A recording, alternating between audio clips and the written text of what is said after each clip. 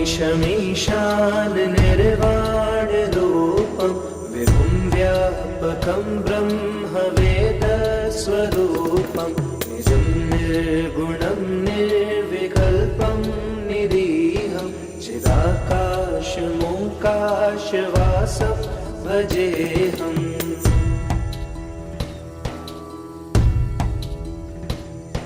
निराकारमोङ्कारमूलं तुरीयं गिराज्ञानभूतीतमीशं गिरीशं करालं महाकालकालं कृपालं गुणागारसंसारपारं नतोऽहम्।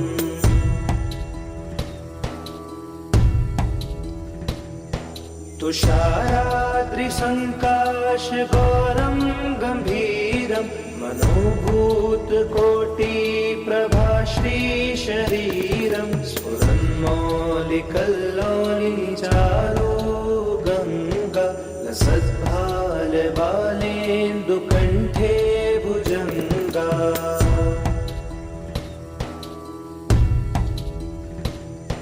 चलत्कुण्डलं सुनेत्रं विशालं प्रसन्नाननं नीलकण्ठं दयालं मृगाधीशचर्माम्बरं मुण्डमालं प्रियं शङ्करं सर्वनाथं भजामि।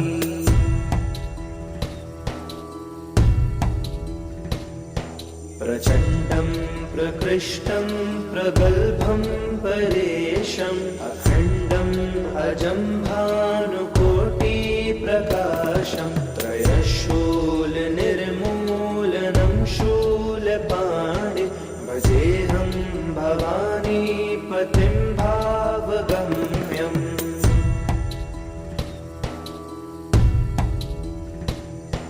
करातीतकल्याणकल्पान्तकारी सदा सज्जनानन्ददाता पुरारि चिदानन्दसन्दोहमोहापहारि प्रसीद प्रसीद प्रभो मन्मथारी।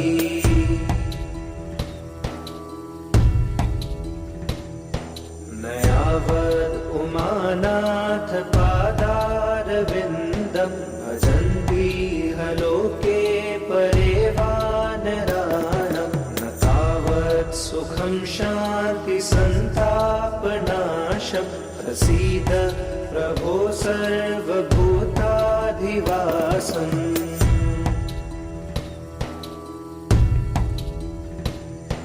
न जानामि योगं जपं नैव पूजां नतोऽहं सदा सर्वदा शम्भुतोऽभ्यं जराजन्म दुःखोऽव्यतातप्यमानं प्रभो पाहि आपन्नमामीश शम्भो।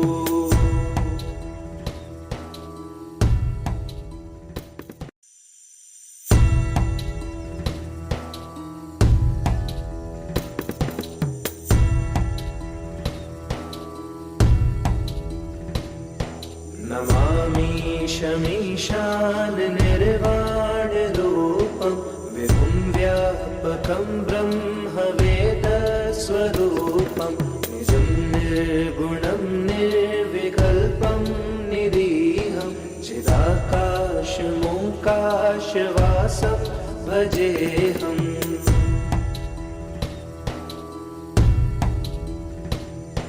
निराकारमोङ्कारमूलं तुरीयं गिराज्ञानभूतीतमीशं गिरीशं करालं महाकालकालं कृपालं गुणागारसंसारपारं नतोऽहम्।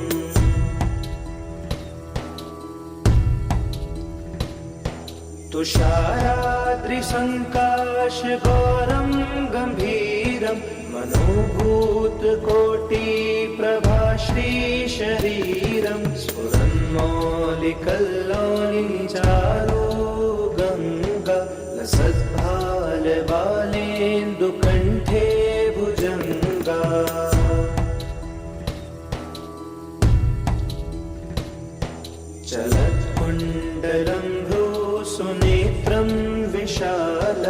प्रसन्नाननं नीलकण्ठं दयालं मृगाधीशचर्माम्बरं मुण्डमालं प्रियं शङ्करं सर्वनाथं भजामि।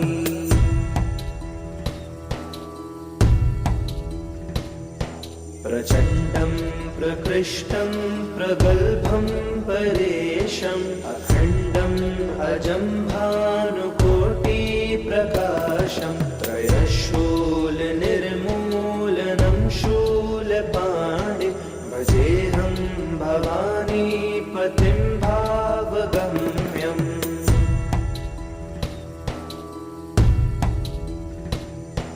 करातीत कल्याणकल्पान्तकारी सदा सज्जनानन्ददाता पुरारी चिदानन्द सन्दोहमोहापहारी प्रसीद प्रसीद प्रभो मन्मथारी।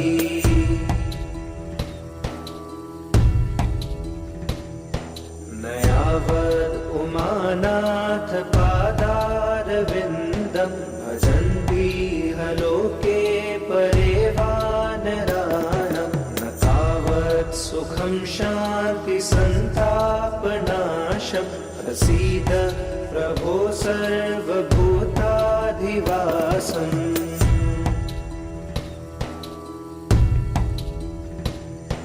न जानामि योगं जपं नैव पूजां न तोऽहं सदा सर्वदा शम्भुतोऽभ्यं जराजन्म दुःखोऽव्यतातप्यमानं प्रभो पाहि आपन्नमामीश शम्भो।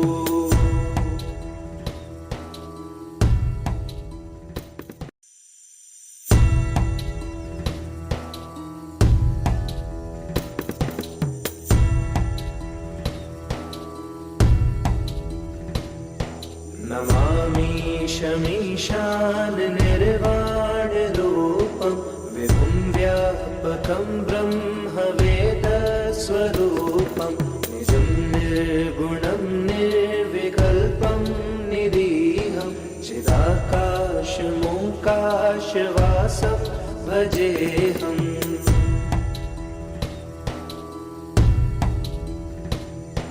निराकारमोङ्कारमूलं तुरीयं गिराज्ञानगोतीतमीशं गिरीशं करालं महाकालकालं कृपालं गुणागारसंसारपारं नतोऽहम्।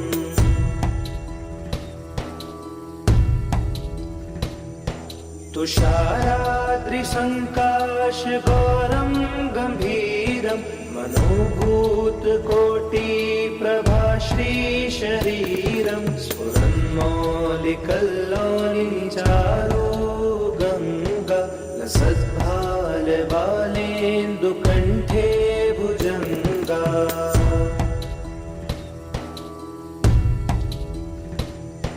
चलत्कुण्डलं सुनेत्रं विशालं प्रसन्नाननं नीलकण्ठं दयालं मृगाधीशचर्माम्बरं मुण्डमालं प्रियं शङ्करं सर्वनाथं भजामि।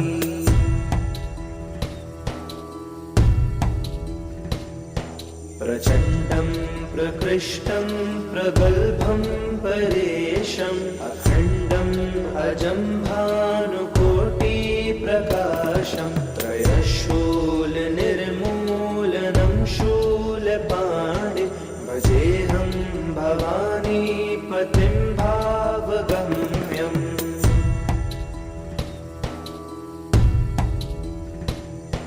करातीत कल्याणकल्पान्तकारी सदा सज्जनानन्ददाता पुरारी चिदानन्द सन्दोहमोहापहारी प्रसीद प्रसीद प्रभो मन्मथारी।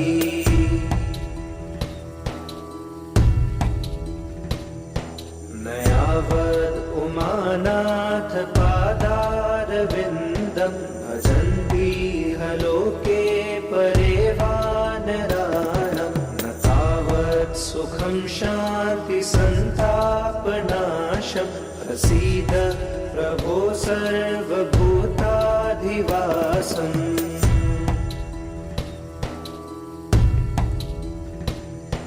न जानामि योगं जपं नैव पूजां नतोऽहं सदा सर्वदा शम्भुतोऽभ्यं जराजन्म दुःखो व्यतातप्यमान प्रभो पाहि आपन्नमामीश शम्भो।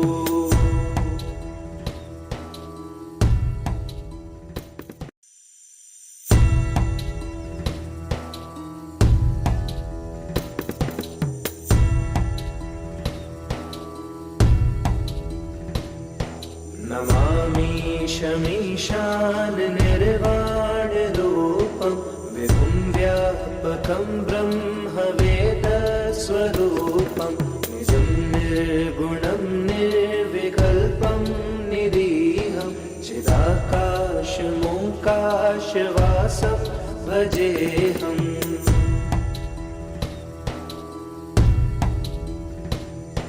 निराकारमोङ्कारमूलं तुरीयं गिराज्ञानगोतीतमीशं गिरीशं करालं महाकालकालं कृपालं गुणागार संसारपारं नतोऽहम्।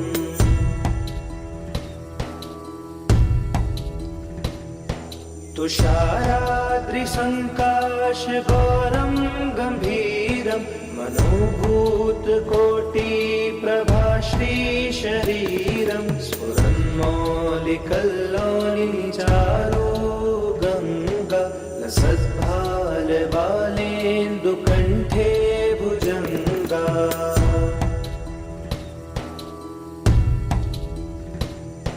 चलत्कुण्डलं सुनेत्रं विशालं प्रसन्नाननं नीलकण्ठं दयालं मृगाधीशचर्माम्बरं मुण्डमालं प्रियं शङ्करं सर्वनाथं भजामि।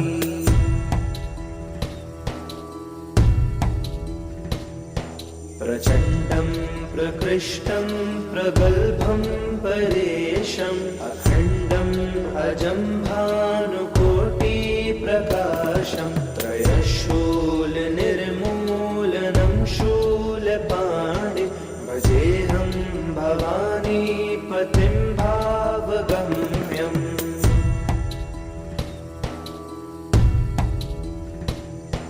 कलातीत कल्याणकल्पान्तकारी सदा सज्जनानन्ददाता पुरारी चिदानन्द सन्दोहमोहापहारी प्रसीद प्रसीद प्रभो मन्मथारी।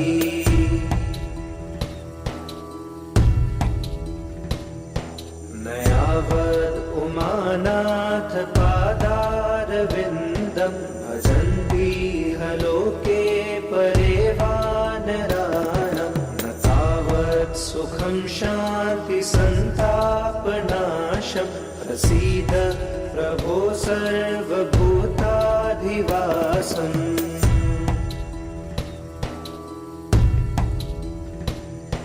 न जानामि योगं जपं नैव पूजां नतोऽहं सदा सर्वदा शम्भुतोऽभ्यं जराजन्म दुःखो व्यतातप्यमान प्रभो पाहि आपन्नमामीश शम्भो।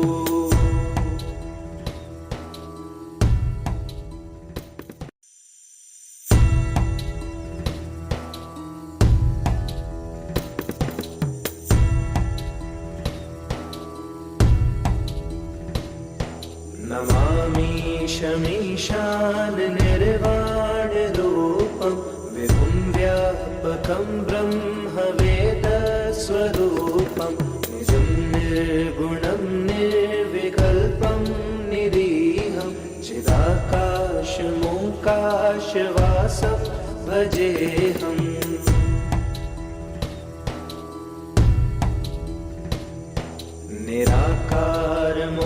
निराकारमोङ्कारमूलं तुरीयं गिराज्ञानगोतीतमीशं गिरीशं करालं महाकालकालं कृपालं गुणागारसंसारपारं नतोऽहम्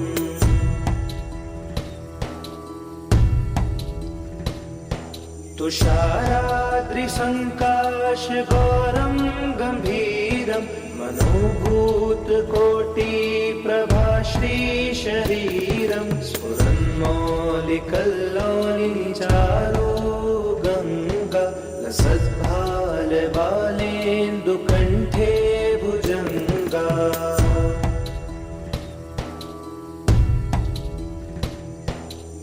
चलत्कुण्डलं सुनेत्रं विशालं प्रसन्नाननं नीलकण्ठं दयालं मृगाधीशचर्माम्बरं मुण्डमालं प्रियं शङ्करं सर्वनाथं भजामि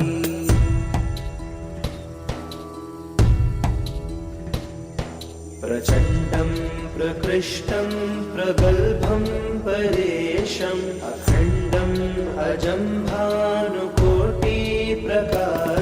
त्रयशूलनिर्मूलनं शूलपाणि भजेऽहं भवानीपतिं भावगम्यम्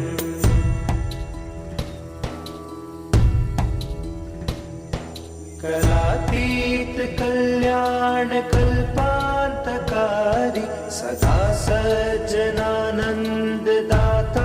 पुरारि चिदानन्दसन्दोहमोहापहारि प्रसीद प्रसीद प्रभो मन्मथारी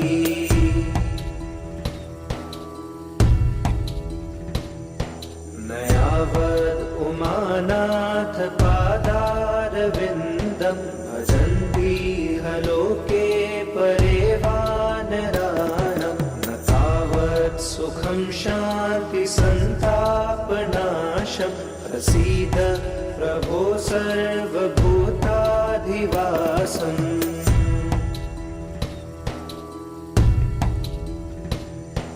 न जानामि योगं जपं नैव पूजां नतोऽहं सदा सर्वदा शम्भुतोऽभ्यं जराजन्म दुःखोऽव्यतातप्यमानं प्रभो पाहि आपन्नमामीश शम्भो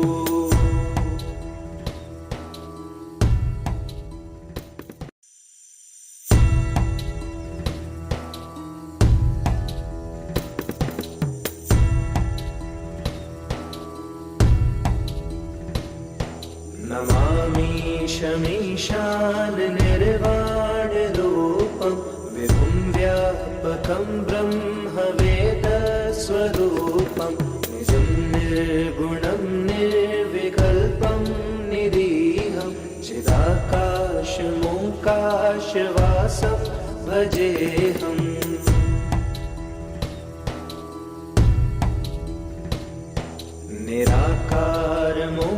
निराकारमोङ्कारमूलं तुरीयं गिराज्ञानगोतीतमीशं गिरीशं करालं महाकालकालं कृपालं गुणागारसंसारपारं नतोऽहम्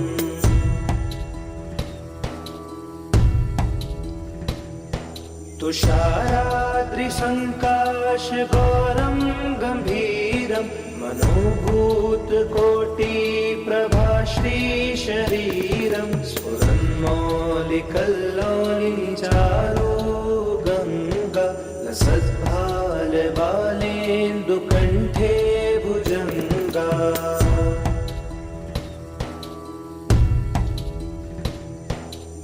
चलत्कुण्डलं सुनेत्रं विशालं प्रसन्नाननं नीलकण्ठं दयालं मृगाधीशचर्माम्बरं मुण्डमालं प्रियं शङ्करं सर्वनाथं भजामि।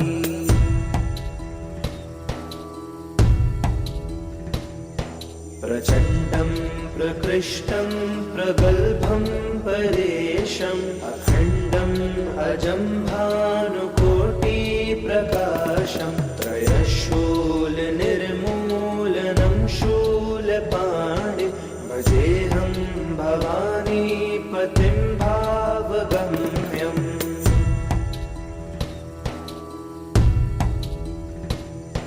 करातीत कल्याणकल्पान्तकारी सदा सज्जनानन्ददाता पुरारी चिदानन्द सन्दोहमोहापहारी प्रसीद प्रसीद प्रभो मन्मथारी।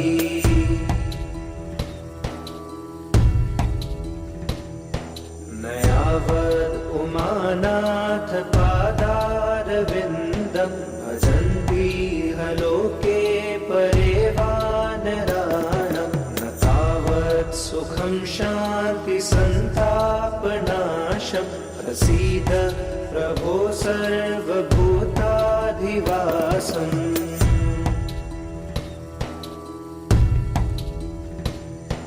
न जानामि योगं जपं नैव पूजां नतोऽहं सदा सर्वदा शम्भुतोऽभ्यं जराजन्म दुःखोऽव्यतातप्यमानं प्रभो पाहि आपन्नमामीश शम्भो।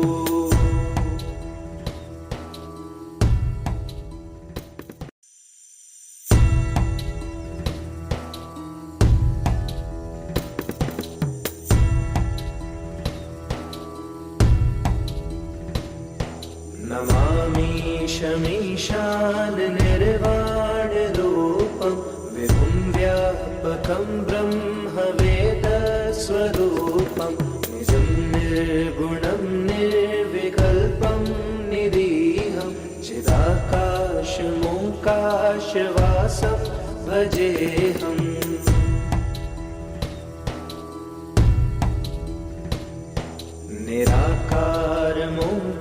निराकारमोङ्कारमूलं तुरीयं गिराज्ञानभूतीतमीशं गिरीशं करालं महाकालकालं कृपालं गुणागारसंसारपारं नतोऽहम्।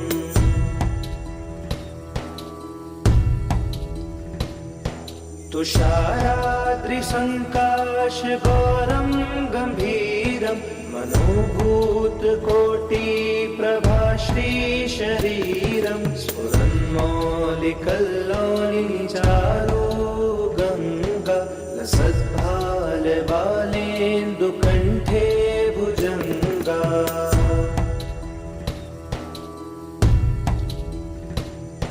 चलत्कुण्डलं सुनेत्रं विशालं प्रसन्नाननं नीलकण्ठं दयालं मृगाधीशचर्माम्बरं मुण्डमालं प्रियं शङ्करं सर्वनाथं भजामि।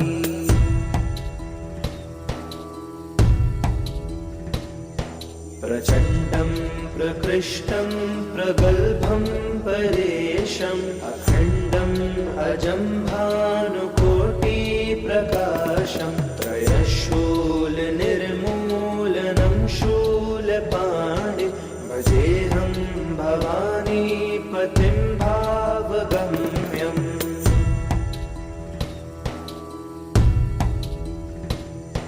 करातीत कल्याणकल्पान्तकारी सदा सज्जनानन्ददाता पुरारी चिदानन्द सन्दोहमोहापहारी प्रसीद प्रसीद प्रभो मन्मथारी।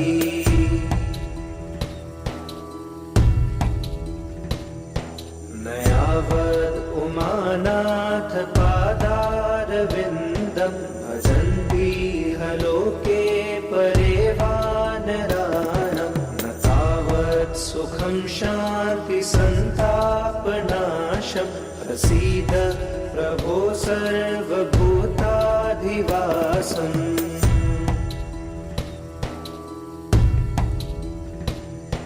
न जानामि योगं जपं नैव पूजां नतोऽहं सदा सर्वदा शम्भुतोऽभ्यं जराजन्म दुःखोऽव्यतातप्यमान प्रभो पाहि आपन्नमामीश शम्भो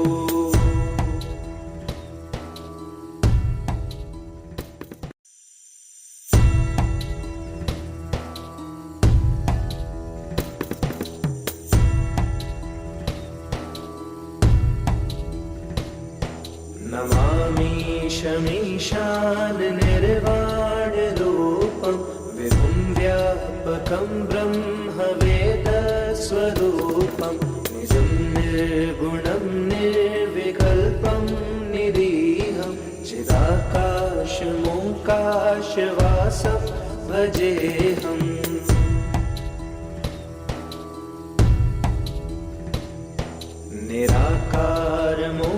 निराकारमोङ्कारमूलं तुरीयं गिराज्ञानभूतीतमीशं गिरीशं करालं महाकालकालं कृपालं गुणागारसंसारपारं नतोऽहम्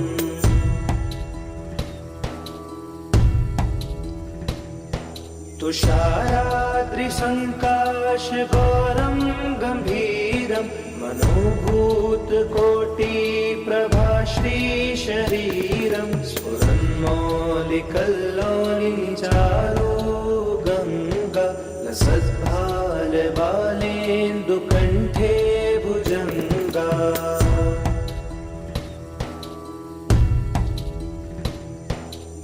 चलत्कुण्डलं सुनेत्रं विशालं प्रसन्नाननं नीलकण्ठं दयालं मृगाधीशचर्माम्बरं मुण्डमालं प्रियं शङ्करं सर्वनाथं भजामि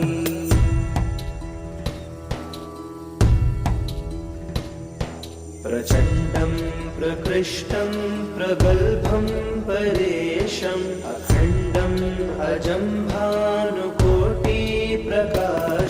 त्रयशूलनिर्मूलनं शूलपाणि भजेऽहं भवानीपतिं भावगम्यम्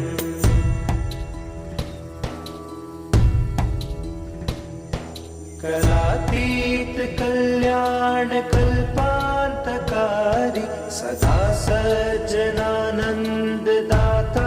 पुरारि चिदानन्दसन्दोहमोहापहारि प्रसीद प्रसीद प्रभो मन्मथारी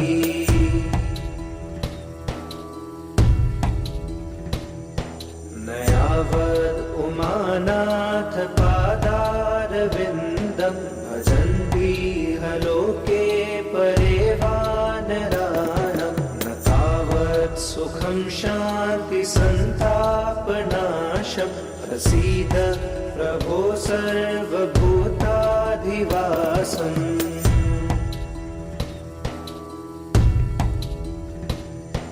न जानामि योगं जपं नैव पूजां नतोऽहं सदा सर्वदा शम्भुतोऽभ्यं जराजन्म दुःखोऽव्यतातप्यमान प्रभो पाहि आपन्नमामीश शम्भो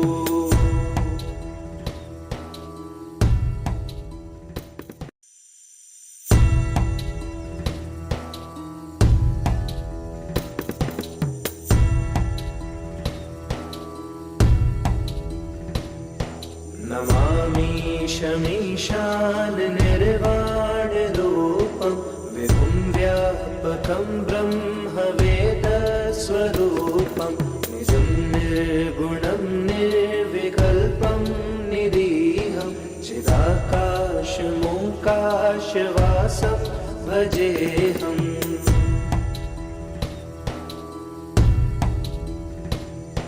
निराकारमोङ्कारमूलं तुरीयं गिराज्ञानगोतीतमीशं गिरीशं करालं महाकालकालं कृपालं गुणागार संसारपारं नतोऽहम्।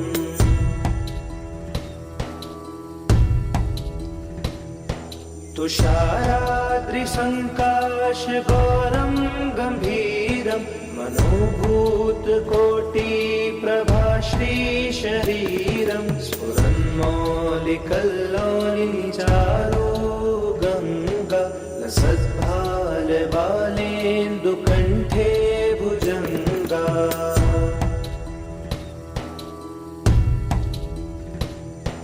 चलत्कुण्डलं सुनेत्रं विशालं प्रसन्नाननं नीलकण्ठं दयालं मृगाधीशचर्माम्बरं मुण्डमालं प्रियं शङ्करं सर्वनाथं भजामि।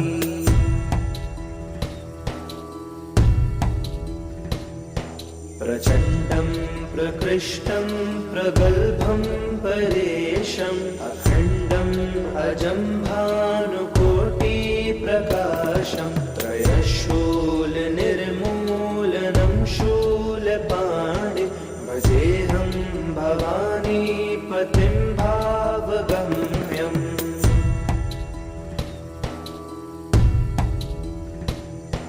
कलातीतकल्याणकल्पान्तकारी सदा सज्जनानन्ददाता पुरारि चिदानन्दसन्दोहमोहापहारि प्रसीद प्रसीद प्रभो मन्मथारी।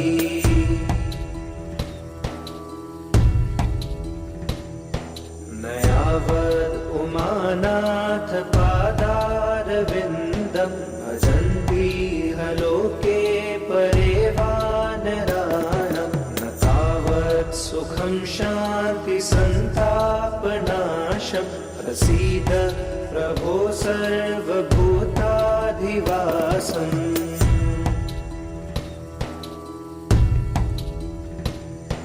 न जानामि योगं जपं नैव पूजां नतोऽहं सदा सर्वदा शम्भुतोऽभ्यं जराजन्म दुःखोऽव्यतातप्यमानं प्रभो पाहि आपन्नमामीश शम्भो।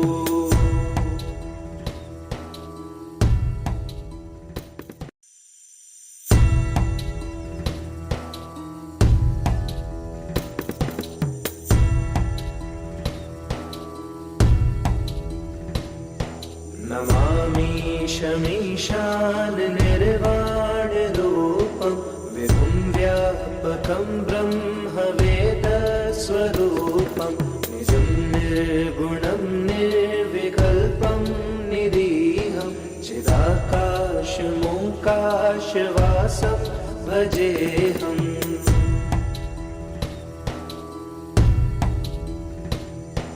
निराकारमोङ्कारमूलं तुरीयं गिराज्ञानगोतीतमीशं गिरीशं करालं महाकालकालं कृपालं गुणागार संसारपारं नतोऽहम्।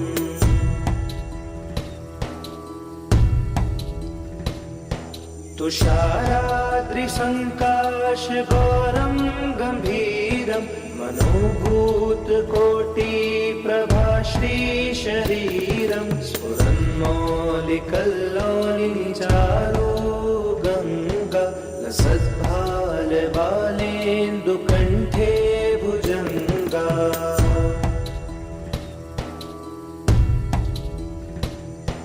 चलत्कुण्डलं सुनेत्रं विशालं प्रसन्नाननं नीलकण्ठं दयालं गङ्गाधीशचर्माम्बरं मुण्डमालं प्रियं शङ्करं सर्वनाथं भजामि।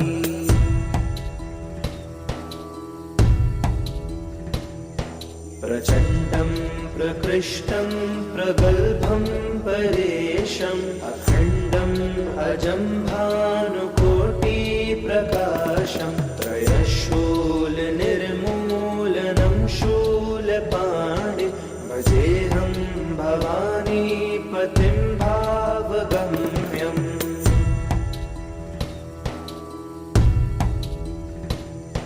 करातीत कल्याणकल्पान्तकारी सदा सज्जनानन्ददाता पुरारी चिदानन्द सन्दोहमोहापहारी प्रसीद प्रसीद प्रभो मन्मथारी।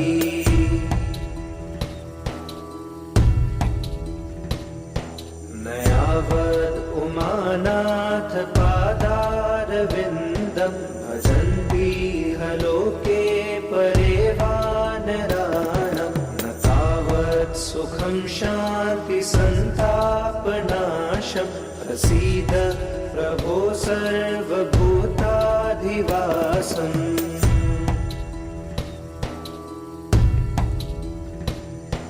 न जानामि योगं जपं नैव पूजां नतोऽहं सदा सर्वदा शम्भुतोऽभ्यं जराजन्म दुःखोऽज्ञतातप्यमान प्रभो पाहि आपन्नमामीश शम्भो।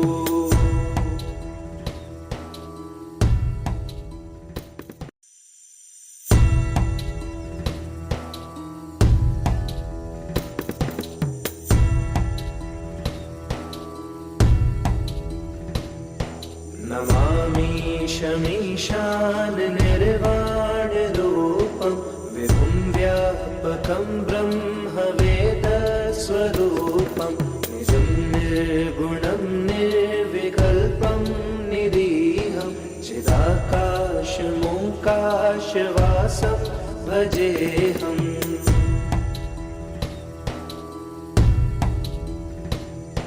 निराकारमोङ्कारमूलं तुरीयं गिराज्ञानगोतीतमीशं गिरीशं करालं महाकालकालं कृपालं गुणागारसंसारपारं नतोऽहम्।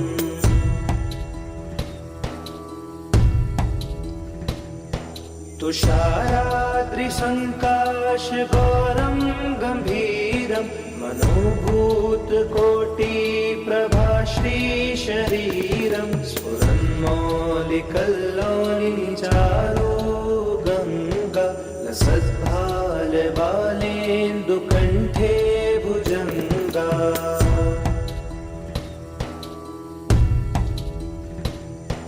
चलत्कुण्डलं सुनेत्रं विशालं प्रसन्नाननं नीलकण्ठं दयालं मृगाधीशचर्माम्बरं मुण्डमालं प्रियं शङ्करं सर्वनाथं भजामि।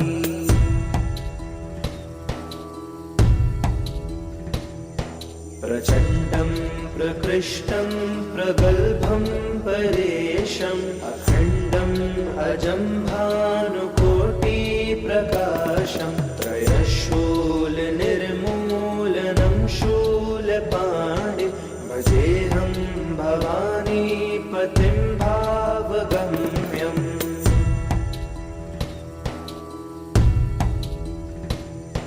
करातीत कल्याणकल्पान्तकारी सदा सज्जनानन्ददाता पुरारी चिदानन्द सन्दोहमोहापहारी प्रसीद प्रसीद प्रभो मन्मथारी।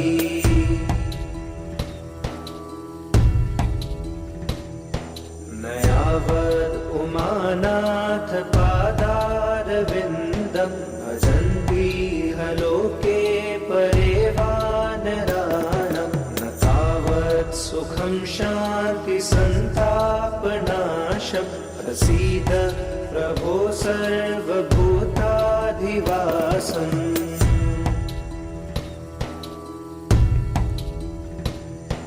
न जानामि योगं जपं नैव पूजां नतोऽहं सदा सर्वदा शम्भुतोऽभ्यं जराजन्म दुःखो व्यतातप्यमान प्रभो पाहि आपन्नमामीश शम्भो।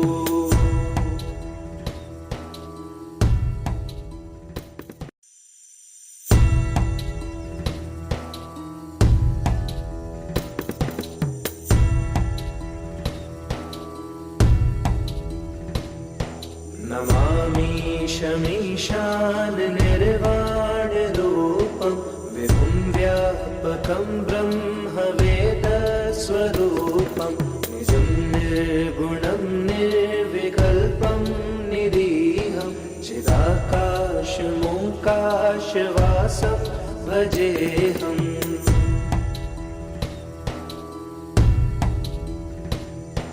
निराकारमोङ्कारमूलं तुरीयं गिराज्ञानभूतीतमीशं गिरीशं करालं महाकालकालं कृपालं गुणागारसंसारपारं नतोऽहम्।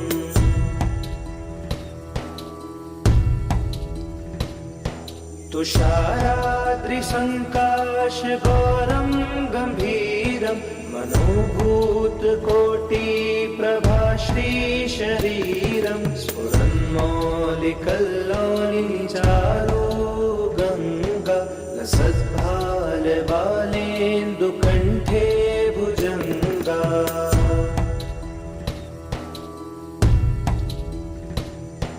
चलत्कुण्डलं सुनेत्रं विशालं प्रसन्नाननं नीलकण्ठं दयालं मृगाधीशचर्माम्बरं मुण्डमालं प्रियं शङ्करं सर्वनाथं भजामि।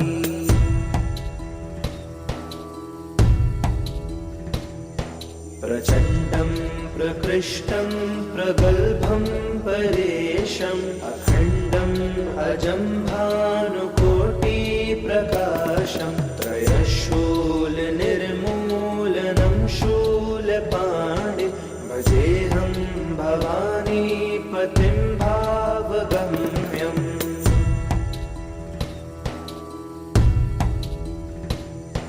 करातीतकल्याणकल्पान्तकारी सदा सज्जनानन्ददाता पुरारि चिदानन्दसन्दोहमोहापहारि प्रसीद प्रसीद प्रभो मन्मथारी।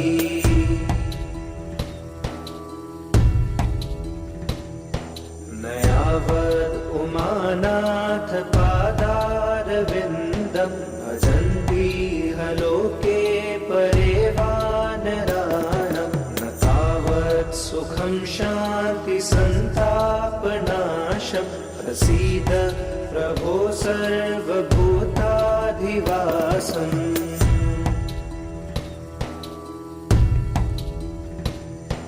न जानामि योगं जपं नैव पूजां नतोऽहं सदा सर्वदा शम्भुतोऽभ्यं जराजन्म दुःखो व्यतातप्यमान प्रभो पाहि आपन्नमामीश शम्भो।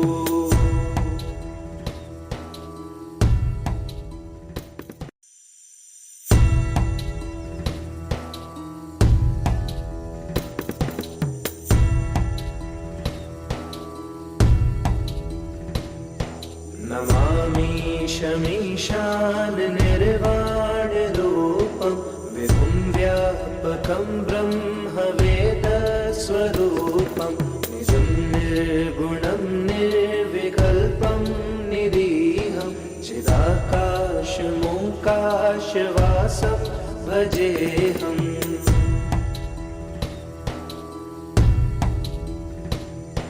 निराकारमोङ्कारमूलं तुरीयं गिराज्ञानगोतीतमीशं गिरीशं करालं महाकालकालं कृपालं गुणागारसंसारपारं नतोऽहम्।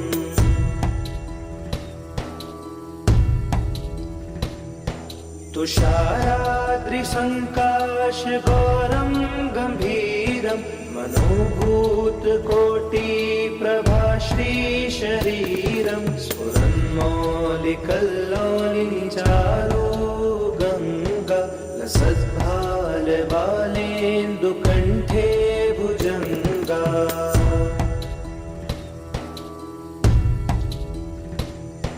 चलत्कुण्डलं सुनेत्रं विशालं प्रसन्नाननं नीलकण्ठं दयालं मृगाधीशचर्माम्बरं मुण्डमालं प्रियं शङ्करं सर्वनाथं भजामि।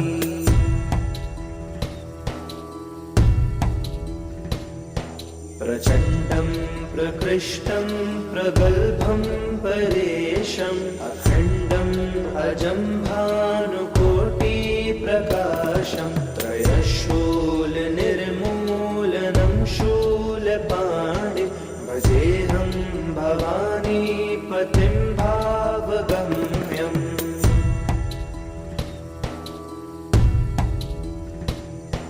करातीतकल्याणकल्पान्तकारी सदा सज्जनानन्ददाता पुरारि चिदानन्दसन्दोहमोहापहारि प्रसीद प्रसीद प्रभो मन्मथारी।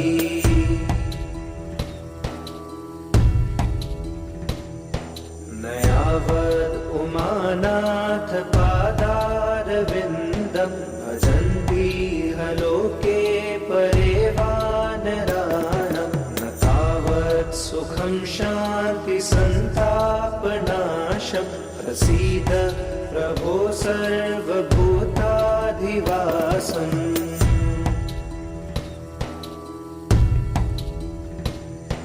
न जानामि योगं जपं नैव पूजां नतोऽहं सदा सर्वदा शम्भुतोऽभ्यं जराजन्म दुःखो व्यतातप्यमान प्रभो पाहि आपन्नमामीश शम्भो।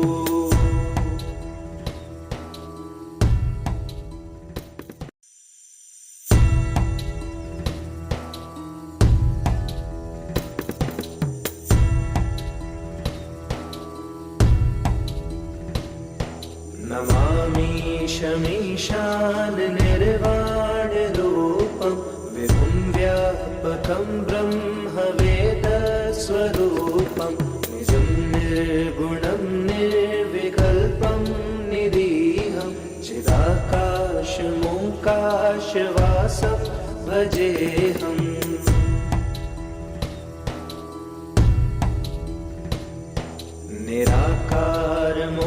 निराकारमोङ्कारमूलं तुरीयं गिराज्ञानगोतीतमीशं गिरीशं करालं महाकालकालं कृपालं गुणागारसंसारपारं नतोऽहम्।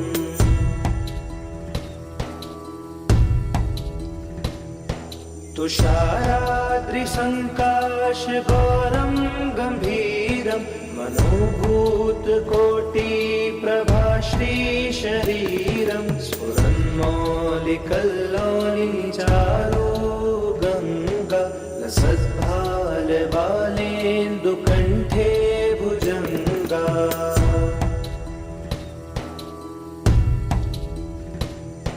चलत्कुण्डलं सुनेत्रं विशालं प्रसन्नाननं नीलकण्ठं दयालं मृगाधीशचर्माम्बरं मुण्डमालं प्रियं शङ्करं सर्वनाथं भजामि।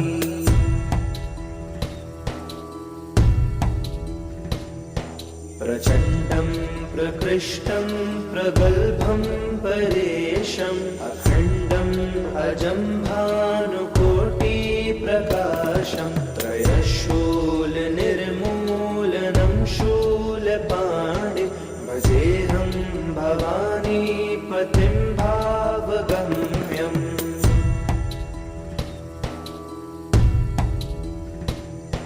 करातीत कल्याणकल्पान्तकारी सदा सज्जनानन्ददाता पुरारी चिदानन्द सन्दोहमोहापहारी प्रसीद प्रसीद प्रभो मन्मथारी।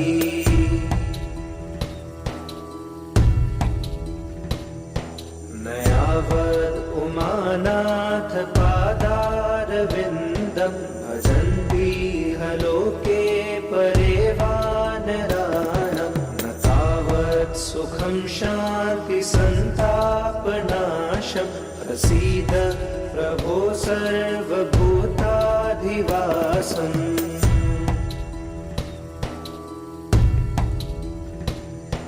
न जानामि योगं जपं नैव पूजां नतोऽहं सदा सर्वदा शम्भुतोऽभ्यं जराजन्म दुःखो व्यतातप्यमानं प्रभो पाहि आपन्नमामीश शम्भो।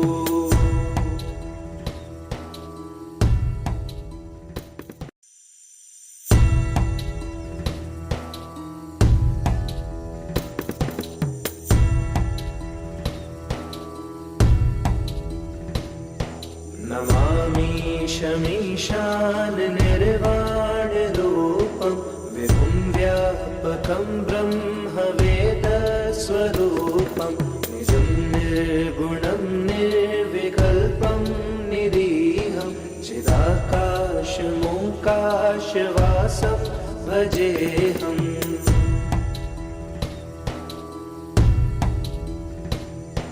निराकारमोङ्कारमूलं तुरीयं गिराज्ञानभूतीतमीशं गिरीशं करालं महाकालकालं कृपालं गुणागारसंसारपारं नतोऽहम्।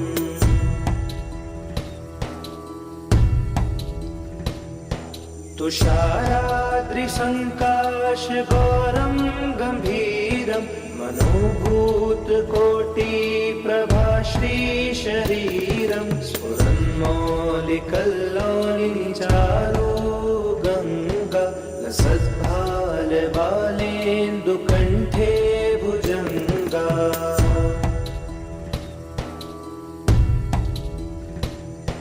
चलत्कुण्डलं सुनेत्रं विशालं प्रसन्नाननं नीलकण्ठं दयालं मृगाधीशचर्माम्बरं मुण्डमालं प्रियं शङ्करं सर्वनाथं भजामि।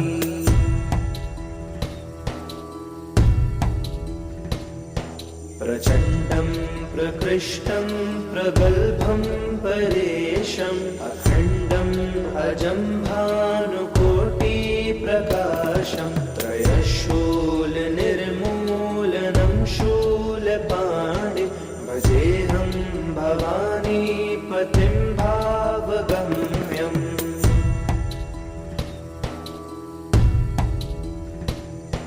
करातीत कल्याणकल्पान्तकारी सदा सज्जनानन्ददाता पुरारी चिदानन्द सन्दोहमोहापहारी प्रसीद प्रसीद प्रभो मन्मथारी।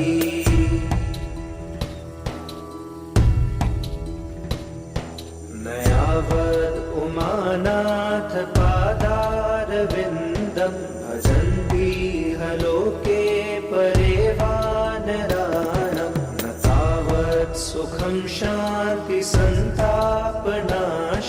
प्रसीद प्रभो सर्वभूताधिवासम्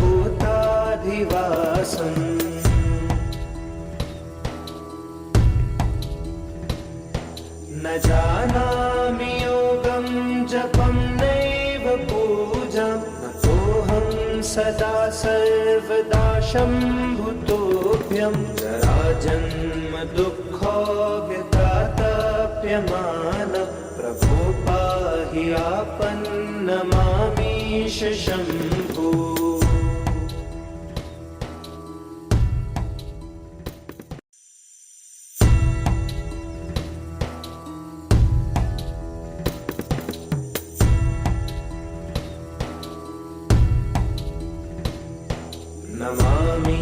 नमामीशमीशान निर्वाणरूपं विभुं व्यापकं ब्रह्मवेदस्वरूपं निजं निर्गुणं निर्विकल्पं निरीहं चिदाकाशमोकाशवासं भजेऽहम्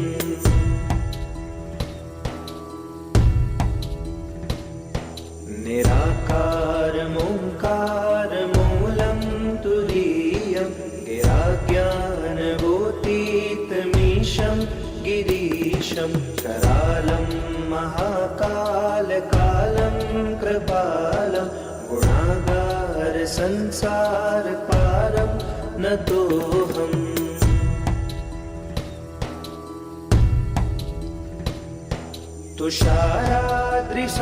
तुषाराद्रिसङ्काशगौरं गम्भीरं मनोभूतकोटिप्रभाश्रीशरीरं स्फुरन्मौलिकल्लोलिचारो गङ्गा लसद्भालबालेन्दुकण्ठे भुजङ्गा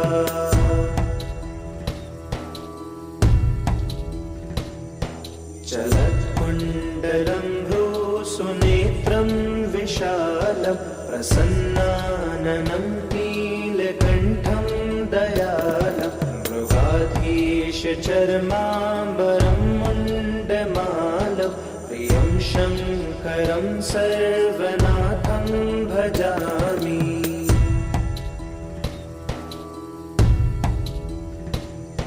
प्रचण्डं प्रकृष्टं प्रगल्भं परेशम् अखण्डम् अजं भानुकोटिप्रकाशं त्रयशूलनिर्मूलनं शूलपाणि भजेऽहं भवानीपतिं भावगम्यम्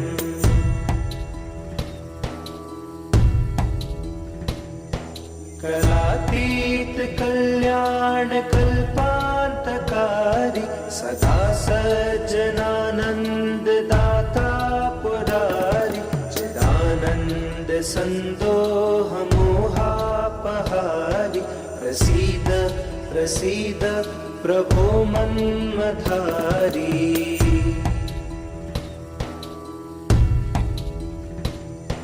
नयावद् उमानाथ पादारविन्दं भजन्तीह लोके परे वानराणां न तावत् सुखं शान्ति सन्तापनाशं प्रसीद प्रभो सर्वभूताधिवासम्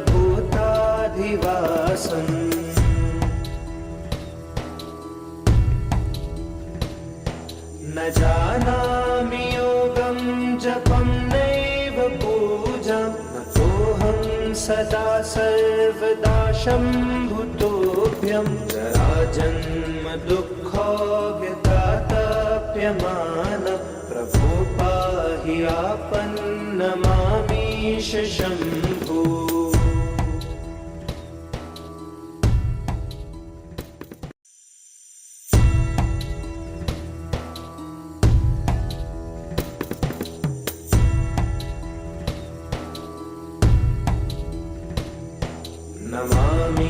नमामीशमीशान निर्वाणरूपं विभुं व्यापकं ब्रह्मवेदस्वरूपं निजं निर्गुणं निर्विकल्पं निरीहं चिदाकाशमोकाशवासं काशवासं भजेऽहम्।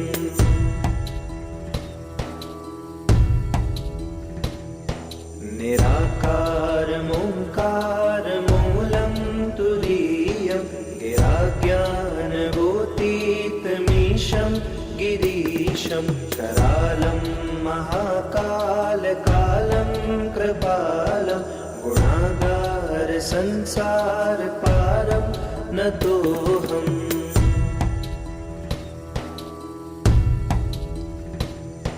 तुषाराद्रिसङ्काशगौरं गम्भीरं मनोभूतकोटिप्रभाश्रीशरीरं स्फुरन्मौलिकल्लोलिचारो गङ्गा लसद्भालबालेन्दुकण्ठे भुजङ्गा।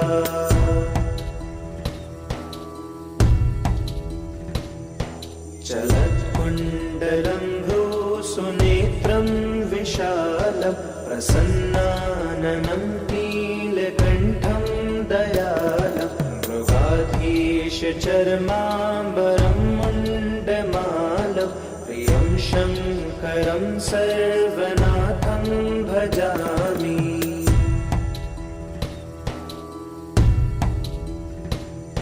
प्रचण्डं प्रकृष्टं प्रगल्भं परेशम् अखण्डम् अजं भानुकोटिप्रकाशं त्रयशूलनिर्मूलनं शूलपाणिं भजेऽहं भवानीपतिं भावगम्यम्।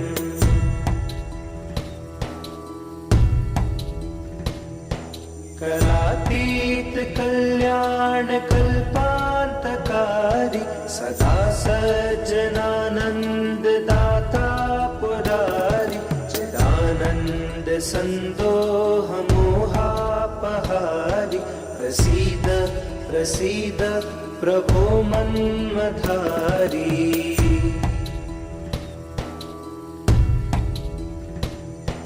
न यावद् उमानाथ पादारविन्दं भजन्ति लोके परे वानराणां न तावत् सुखं शान्ति सन्तापनाशं प्रसीद प्रभो सर्वभूताधिवासम्।